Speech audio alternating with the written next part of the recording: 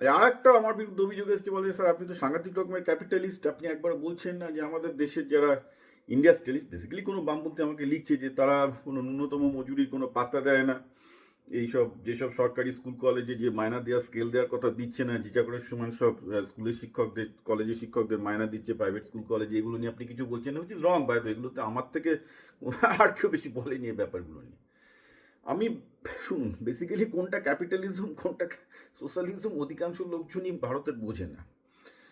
যে কোনো ক্যাপিটালিস্ট সোসাইটিতে ক্যাপিটালিজমকে টেকানোর জন্যই রেগুলেশনের দরকার হয়, যেটা এফডিআর অনেকদিন আগে বিয়ে করেছিল। এই মুহূর্তে ভারতবর্ষে যেটা ক্যাপিটালিজম চলছে সেটা ক্যাপিটালিজম নয়, এটা কি বলে গিল্ডেড এজ। আমেরিকাতে এই জিনিসটা আমেরিকা দেখেছে আজ থেকে 100 বছর আগে, আবার দেখছে ফিরে আসছে, সেটা যার জন্য সোশ্যালিজমের মানে আগে আমি যখন আসি আমেরিকাতে তখন 8% সোশ্যালিস্ট ছিল, এখন আমেরিকাতে 20% সোশ্যালিস্ট হয়ে গেছে, বিকজ গিল্ডেড এজটা ফিরে আসছে। এটাকে গিল্ডেড এজ বলে। গিল্ডেড এজের ব্যাপারটা এরকম, যেখানে একটা ক্যাপিটালিজম খুব আগ্রাসী হয়ে মানুষের কাছ থেকে সব কিছু শুষে নিতে চায়, কিন্তু সুস্থ ক্যাপিটালিজম যেটা এফডিআর তৈরি করেছিলেন, ফ্রেডরিক রুজভেল্ট তৈরি করেছিলেন, সেটা অন্যরকম ছিল। সেটাতে কী হয়েছিল, মোটামুটি জনসাধারণকে প্রোটেকশন দিয়ে জনসাধারণের স্বার্থকে রক্ষা করে ক্যাপিটালিজমটাকে লোকে করতে হতো। তিনিও ক্যাপিটালিস্ট, আমেরিকা বরাবর ক্যাপিটালিস্ট, কিন্তু জনগণের স্বার্থ সেখানে পূর্ণ হতো না। যেন মিনিমাম ওয়েজ থেকে এইগুলো, এই কনসেপ্টগুলো কিন্তু আমেরিকায় এসছে এফডিআর এর আমল থেকে, এই সোশ্যালিস্ট প্রোটেকশনগুলোকে।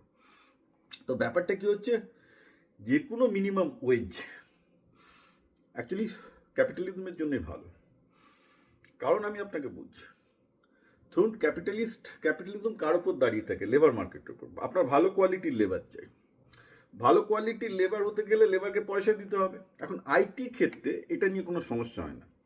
আইটির ক্ষেত্রে আপনি ভালো কোয়ালিটির লেবার না পেলে আপনার কাস্টমার আপনাকে খিস্তি মারবে। আমরা যখন আইটির জন্য লোকজন খুঁজি, আমি সবচেয়ে বেস্ট লোকটাকে খুঁজতে চাই, যার জন্য আমাকে বেস্ট পয়সা দিতে হয়। আমি একটা পশ্চিমবঙ্গের ছেলেকে 5,000 টাকা যদি আমি আইটির জন্য মাসে চাকরি দিই, তার থেকে আমার আউটপুট হবে জিরো। আমি যদি ইভেন মাসে থেকে 50,000 টাকার কর্মীও কিনি, তাতেও আমি আউটপুট পাবো জিরো, কারণ তার যে আউটপুট হবে সেটা আমার ইউএসের কাস্টমারের ভালো লাগবে না। কিন্তু আমি যদি পশ্চিমবঙ্গে একটা ছেলেকে 3 লাখ টাকার চেকটা যদি ছেলে তুলি, যে মান্থলি 3 লাখ টাকা প্যাকেজ পাওয়ার যোগ্য আইটিতে, তার কাজকে আমি কিন্তু 3 লাখ টাকার কাজকে 6 লাখ টাকা কেন 8 লাখ টাকায় বেচতে পারবো। তার উপর আমি 5 লাখ টাকা লাভ করবো, তাকে 3 লাখ টাকা দিতে পারবো।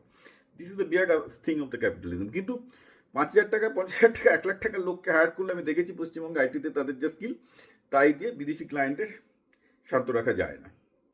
তো কী হচ্ছে, আইটির ক্ষেত্রে আমাকে ন্যূনতম মজুরি নিয়ে ভাবতে হচ্ছে না, যেহেতু আইটি মার্কেটটা বিদেশ থেকে কন্ট্রোল এবং কোয়ালিটি মার্কেট। সেখানে হাই কোয়ালিটির ওয়ার্কার মানে হাই কোয়ালিটির স্যালারি দিতে লোকে বাধ্য হয়। টিসিএস ইনফোসিস অনেক কম পয়সা দেয়, তার কারণটা হচ্ছে কি, ওরা ওইটাকে কোয়ালিটিটাকে অন্যভাবে ম্যানেজ করে বড় বড় মেনটেন্যান্সের কাজ নয়। কিন্তু ছোটো ছোটো কোম্পানিগুলো পায় না। ছোটো ছোটো কোম্পানিগুলো যথেষ্ট ভালো মাইনে দিয়ে ভালো লোককে ছাড়া ওরা ব্যবসা আমেরিকায় ঠিকঠাক মানে অন্তত হাই মার্কেটে, হাই আইটি মার্কেটে ব্যবসা করতে পারে না। তো সেখানে লো এজের কোনো প্রশ্ন ওঠে না, লো ওয়েজেসের মানে ন্যূনতম মজুরি। ন্যূনতম মজুরির প্রশ্নটা আসছে মূলত লিটল বিট সেমি আনস্কিল মার্কেটে। এবার সেমি আনস্কিল্ড হলে কিন্তু সেমি আনস্কিল্ড হয় না। আমি বরাবর বলেছি পশ্চিমবঙ্গে ন্যূনতম মজুরি 30,000 টাকা পার মান্থ হওয়া উচিত, ন্যূনতম মজুরি। সেটা হলে কী হবে, আপনি শিক্ষক নিন বা যাই নিন না কেন, যে লেবারগুলো হবে আপনি ভালো কোয়ালিটি পাবেন। কেন ভালো কোয়ালিটি পাবেন, আজকে সরকারি চাকরিতে মোটামুটি যারা আসে তাদের কোয়ালিটি কিন্তু এসসি এসটি হলেও ভালো থাকে। কারণ সত্যি কথা বলতে কি, যে এসসি এসটিদের মধ্যেও কিন্তু প্রচণ্ড কম্পিটিশন। যদি কেউ সরকারি চাকরি আজকে পেতে চায়, তাদের কোয়ালিটিও খারাপ নয় সেই থেকে দেখতে গেলে। তো যেখানে একটা জবের যদি আমি একটা ন্যূনতম মজুরি বাড়িয়ে 30,000 টাকা করলাম, শিক্ষকদের মজুরি ধরা যাক 50,000 টাকা করা হলো পার মান্থ, ধরা যাক প্রফেসরদের স্যালারি 1 লাখ টাকা করা হলো পার মান্থ, সেক্ষেত্রে কিন্তু অটোমেটিক্যালি কোয়ালিটি ভালো হতে বাধ্য, এবং সেটা ক্যাপিটালিজমের জন্য ভালো। কেন ভালো, সে বেটার কোয়ালিটি লেবার পাবে, কারণ জানে যে কী হবে, লেবারের সংখ্যা সেক্ষেত্রে যাকে তাকে তো হায়ার করতে পারবে না। আমি যদি আজকে 50,000 টাকায় বা 1 লাখ টাকা হায়ার করি, তাকে ভেবে শুনতে হায়ার করতে হবে যে আমি ভালো ছেলে আমি হায়ার করবো না, কারণ তার নামে ওই পয়সা দেবো না।